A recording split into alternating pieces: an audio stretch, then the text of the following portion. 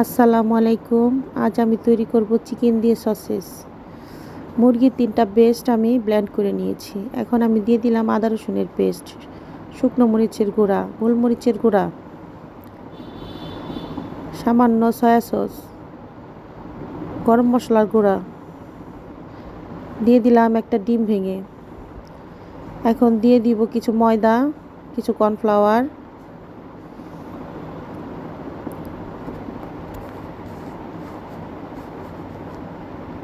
সামান্য একটু জর্দার রং।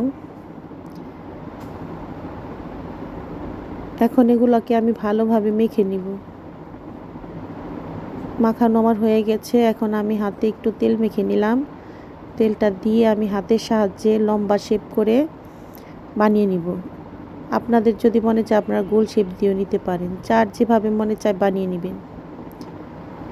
বানানো আমার প্রায় হয়ে গেছে। এখন আমার সেদ্ধ দেওয়ার পালা। আমি একটি পাতিলে পানি গরম দিয়েছি, পানিটা বলক হয়ে ফুটেছে। এখন আমি দিয়ে দিয়েছি, দেখলাম সিদ্ধ করে কেমন দেখায়।